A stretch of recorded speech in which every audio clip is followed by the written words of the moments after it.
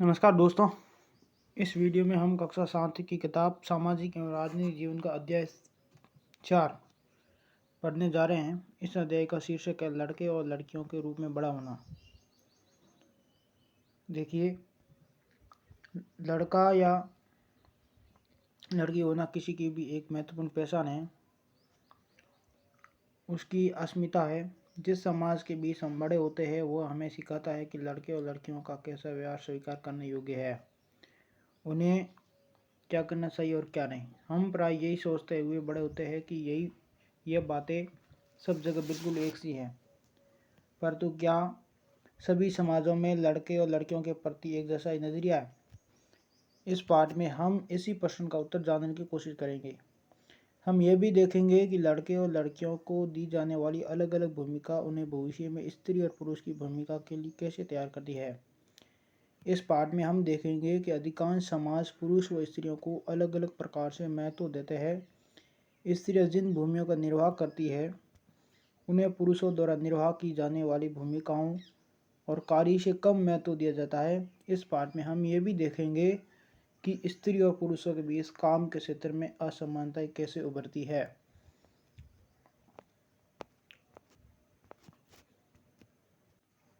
Next है 1920 के दशक में सामाओ द्वीप में बसों का बड़ा होना।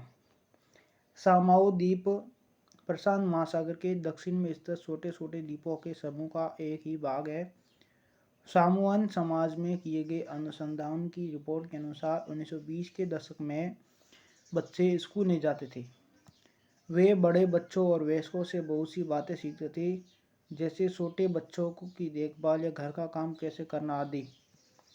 द्वीपों पर मछली पकड़ना बहुत महत्वपूर्ण कार्य था, इसलिए किशोर बच्चे मछली पकड़ने के लिए सुदूर यात्राओं पर जाना सीखते थे। लेकिन ये बातें वे अपने बचपन के अलग अलग समय पर सीखते थे।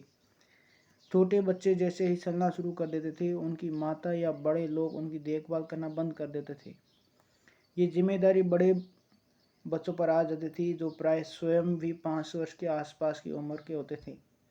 लड़के और लड़कियां दोनों अपने छोटे भाई बहनों की देखभाल करते थे, लेकिन जब कोई लड़का लगभग 9 वर्ष का हो जाता था, वो बड़े लड़कों के समूह में सम्मिलित हो जाता था और बाहर के काम सीखता था, जैसे मछली पकड़ना, नारियल के पेड़ लगाना आदि।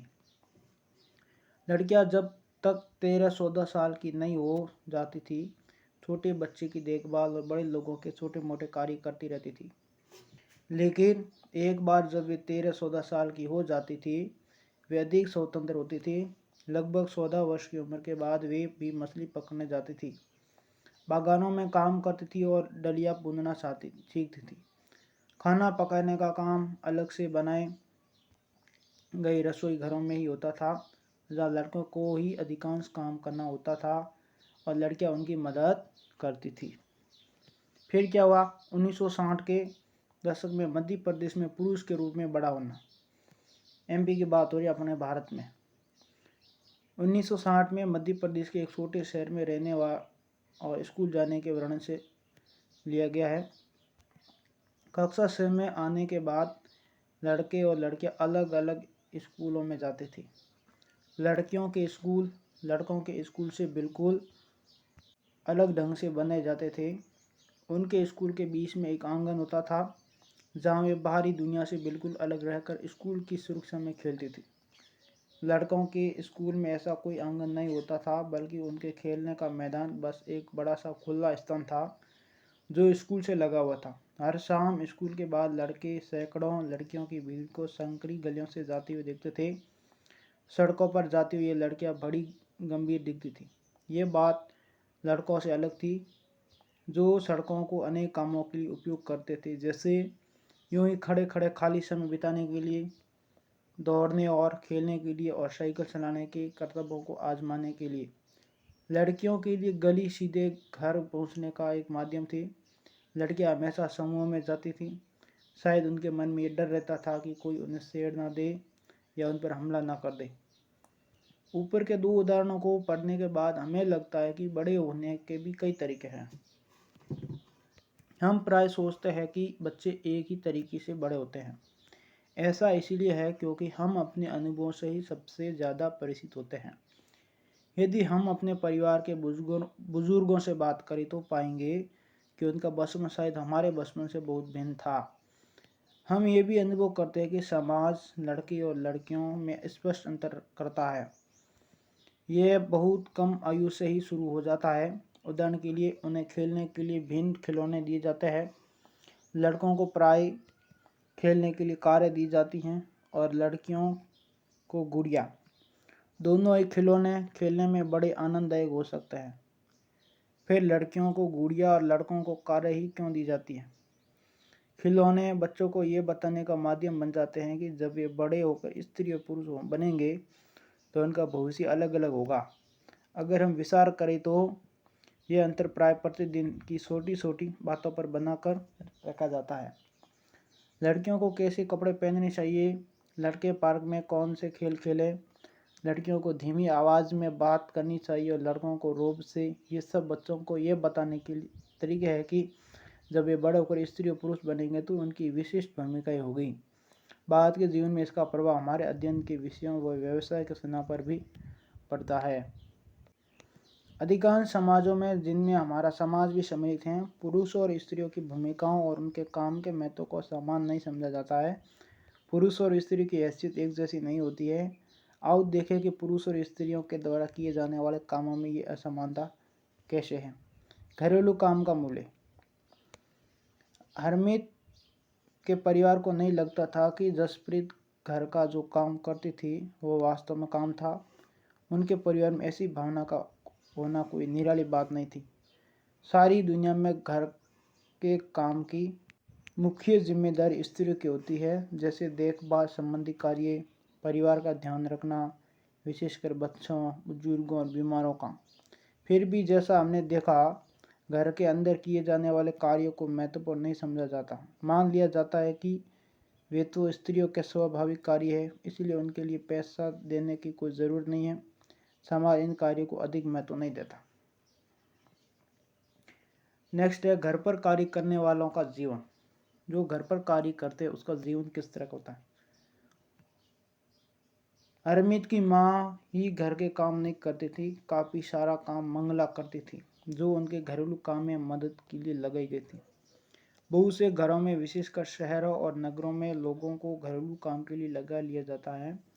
वे बहुत काम करते हैं, जैसे झाड़ू लगाना, सफाई करना, कपड़े और बर्तन धोना, खाना पकाना, छोटे बच्चों और बुजुर्गों की देखभाल करना आदि।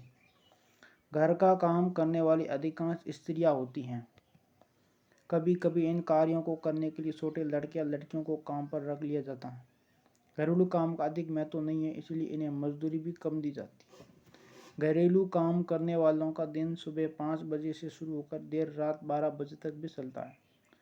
जी तोड़ मेहनत करने के बावजूद प्राय उन्हें नौकरी पर रखने वाले उनसे सम्मानजनक व्यवहार नहीं करते। दिल्ली में घरेलू काम करने वाली एक स्त्री मेलानी ने अपने अनुभव के बारे में इस तरह बताया। क्या बताया कि मेरी पहली नौकरी एक अमीर परिवार में लगी थी, जो 3 मंजिले भवन में रहता था। मैम साहब अजीब महिला थी, जो हर काम करवाने के लिए चिल्लाती रहती थी। मेरा काम रसोई का था। दूसरी 2 लड़कियां सफाई का काम करती थी। हमारा दिन सुबह 5 बजे शुरू होता था।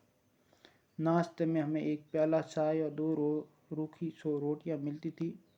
हमें तीसरी रोटी कभी नहीं मिली। शाम के समय जब मैं खाना पकाती थी, दोनों लड़कियां मुझसे एक और रोटी मांगती रहती थी। मैं सुबह से उन्हें एक रोटी दे देती थी और खुद भी एक रोटी ले लेती थी। हमें दिन भर काम करने के बाद बड़ी भूख लगती थी। हम घर में चप्पल नहीं पहन सकते थे। ठंड के मौसम में हमारे पैर सूज जाते थे। मैं मैम साहब से डरती थी, परंतु मुझे गुस्सा भी आता है और अपमानित भी महसूस करती थी। क्या हम दिन भर काम नहीं करते थे? क्या हम कुछ सम्मानजनक व्यवहार के योग्य नहीं थे? वास्तव में जिसे हम घरेलू काम कहते हैं, उसमें अनेक कार्य सम्मिलित रहते हैं। इनमें से कुछ कामों में बहुत शारीरिक श्रम लगता है। ग्रामीण और शहरी क्षेत्रों में औरतों और लड़कियों को दूर दूर से पानी लाना पड़ता है। ग्रामीण क्षेत्र में स्त्री और लड़कियों को जलाऊ लकड़ी के भारी गट्टर सिर पर ढोने पड़ते हैं। कपड़े धोने, सफाई करने, झाड़ू लगाने और वजन उठाने के कामों में झुकने उठाने और सामान लेकर चलने की ज़रूरत होती है। बहुत से काम जैसे खाना बनाने आदि में लंबे समय तक गर्म चूल्हे के सामने खड़ा रहना पड़ता है। स्त्रियां जो काम करती है वो भारी और थकाने वाला शारीरिक काम होता है, जबकि हम आमतौर पर सोचते हैं कि पुरुष ही ऐसा काम कर सकते हैं। घरेलू और देखभाल के कामों का एक अन्य पहलू जिसे हम महत्व नहीं देते वह है इन कामों में लगने वाला लंबा समय। वास्तव में यदि हम स्त्रियों द्वारा किए जाने वाले घर के और बाहर के कामों को जोड़ें तो हमें पता चलेगा कि कुल मिलाकर स्त्रियां पुरुष से अधिक काम करती हैं। निम्न तालिका में भारत के केंद्रीय सांख्यिकी संगठन द्वारा किए गए विशेष अध्ययन के कुछ आंकड़े 1998 हैं। देखिए क्या आप रिक्त स्थान को भर सकते हैं। नेक्स्ट है महिलाओं का काम और समानता। महिलाओं के क्या काम है और उनमें क्या समानता है। जैसा कि हमने देखा, महिलाओं के घरेलू और देखभाल के कामों को कम महत्व देना एक व्यक्ति या परिवार का मामला नहीं है। ये स्त्रियों और पुरुषों के बीच असमानता की एक बड़ी सामाजिक व्यवस्था का ही भाग है। इसलिए इसके समाधान हेतु जो कार्य किए जाने हैं वे केवल व्यक्तिगत या पारिवारिक स्तर पर नहीं वरन शासकीय स्तर पर भी होने चाहिए। हम जानते हैं कि समानता हमारे संविधान का महत्वपूर्ण सिद्धांत है। संविधान कहता है कि स्त्री या पुरुष होने के आधार पर भेदभाव नहीं किया जा सकता, परंतु वास्तविकता में लिंग भेद किया जाता है। सरकार इसके कारणों को समझने के लिए और इस स्थिति का सकारात्मक निदान ढूंढने के लिए वचनबद्ध है। उदाहरण के लिए सरकार जानती है कि बच्चों की देखभाल और घर के काम का बोझ महिलाओं और लड़कियों पर पड़ता है। स्वाभाविक रूप से इसका असर लड़कियों के स्कूल जाने पर भी पड़ता है। इससे ही निश्चित होता है कि क्या महिलाएं घर के बाहर काम कर सकेगी और यदि करेगी तो किस प्रकार का काम या कार्य क्षेत्र चुनेगी। पूरे देश के कई गांवों में शासन ने आंगनवाड़ी और बालवाड़ियां खोली हैं। शासन एक कानून बना है जिसके तहत यदि किसी संस्था में महिला कर्मचारियों की संख्या 30 से अधिक है तो उसे वैधानिक रूप से बालवाड़ी क्रेच की सुविधा देनी होगी। बालवाड़ी की व्यवस्था होने से बहुत सी महिलाओं को घर से बाहर जाकर काम करने में सुविधा होगी। इससे बहुत सी लड़कियों का स्कूल जाना भी संभव हो सकेगा। तो ये इतना सा पाठ था। सभी वीडियो को लाइक कीजिए, शेयर कीजिए और मेरे यूट्यूब चैनल को सब्सक्राइब कीजिए और ज़्यादा से ज़्यादा कमेंट कीजिए। कमेंट में वो बातें लिखिए जो आपको पसंद नहीं आई हो या आप चाहते हो कि सर सुधार करें, तो सुधार करने योग्य बातें लिखिए कमेंट के अंदर। हम फिर मिलेंगे नेक्स्ट अध्याय में। तब तक के लिए आप सभी को धन्यवाद।